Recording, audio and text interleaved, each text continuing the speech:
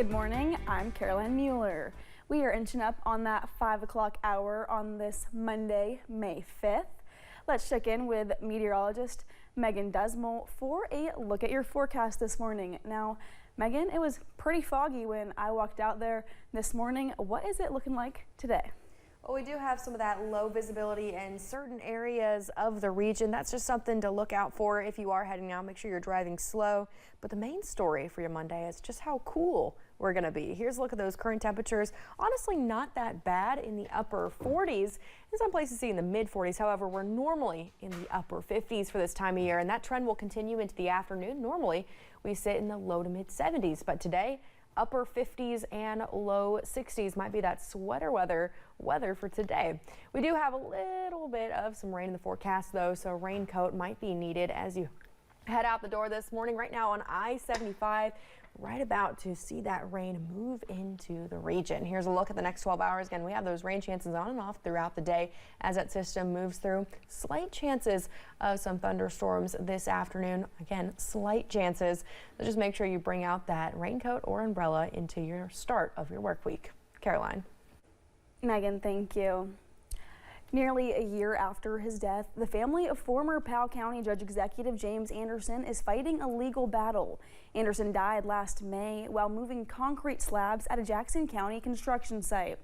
Family members say the development company he was overseeing filed a lawsuit against his estate, but attorneys for the family say they have the evidence to prove his death was not only avoidable, but caused by illegal work practices. Grayson Passmore has the story. It breaks my heart to think about this happening to another family. I've seen how it's devastated ours. Clayton Anderson lost his father and the former Powell County Judge Executive James Anderson nearly a year ago. Like in the middle of the night, he would take out heaters or whatever to older folks in the neighborhood that maybe didn't have that, or fans, whatever they needed, you know. Families say Codell Construction hired Anderson to supervise work being done by Rising Sun Development on a new school in Jackson County. Kentucky State Police say Anderson fell off an equipment trailer while unloading concrete tiles and later died at a hospital. But attorneys for his family say there's more to the story, and they say this video and the public records they obtained prove it. Rising Sun is using, in essence, a forklift to unload these 3,000-pound slabs in an illegal, unlawful method called free rigging.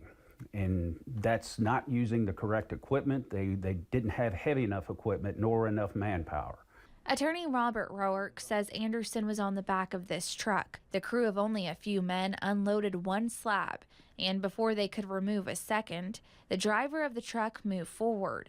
We'll stop the video here, but the second slab comes loose and it and Anderson are knocked off the truck. Anderson died shortly after. We want the public to know about this free rigging. It's dangerous. They've got to get the message. Contractors have to get the message. You can't do this and put these people at risk. Roark says Rising Sun filed a lawsuit against the Anderson family and his estate. In response, attorneys filed this counterclaim on the family's behalf to try and prove in court that Anderson's death was preventable. This was totally avoidable. In Lexington, Grayson Passmore, WKYT. We did reach out to Rising Sun Development for comment and have not yet heard back. During last Thursday's Team Kentucky meeting, Governor Andy Beshear revealed Kentucky saw a more than 30% decrease in drug overdose deaths from 2023 to 2024. It's according to Kentucky's 2024 overdose fatality report. One county in particular is starting to see improvements. Bath County saw the highest overdose death rate per capita across the Commonwealth in 2022, according to Kentucky's overdose fatality report released the following year.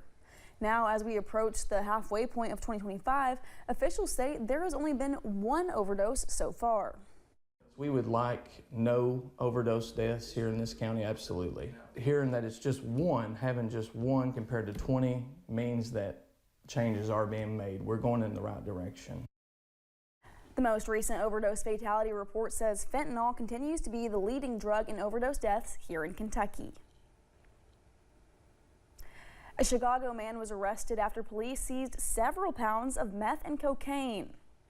Last week, the Madison County Drug Task Force and other agencies executed a search warrant at a home in Fayette County. The search warrant was a result of a months-long drug trafficking investigation.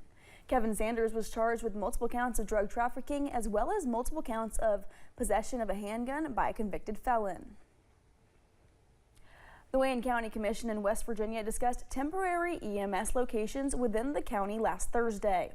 Commission President Travis Thompson says they no longer will consider Webb Branch Road for a temporary location. Thompson says no permanent locations for consideration are under contract, but the commission is in negotiations with 2 locations. Commissioners say they are working on another location in the Pritchard area, which will be voted on at the next meeting.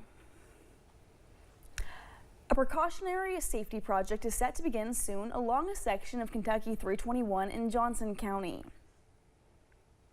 Transportation cabinet officials say construction is slated to start on Monday and will take several weeks to complete. They say the project is being done to address areas that could become possible hazards in the future. Transportation cabinet officials say Kentucky 321 will be closed during the time of construction and that drivers need to seek alternate routes. Students at Marshall University are teaming up with the Facing Hunger Food Bank for their annual Empty Bowls fundraiser. Beginner art students make 20 bowls and advanced students make 40. Proceeds from the event go to the food bank. The Facing Hunger Food Bank provides about 130,000 people a year. Organizers say this is a way for students to sell their art and benefit the community while doing so. It's like so rewarding seeing someone like pick up your bowl and like sing your name, and like sometimes they'll even seek you out, you know, like if they like your style. It's just, I just love seeing like my art like out there in the real world, like literally making a difference and not in my studio, you know. Along with selling bowls, students visit the food bank and learn about the services it offers to the area. This is the 22nd year for the event.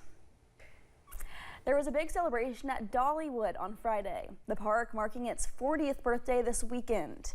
Dolly welcomed the crowd herself and hinted at what's to come in the future. Next year, a 5-story indoor attraction will open, but we do not know yet exactly what it is.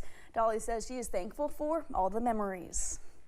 Love watching all those things happen, seeing all the new dreams that we talk about through the year, at the end of the year, what we may do next year. And I just get excited about making things happen and seeing things happen, being a part of things happening. And so it's just all a big old joy for me. The park has grown to more than 150 acres, 2 resorts, and more. Dolly said she was worried on day 1 that no one would even show up.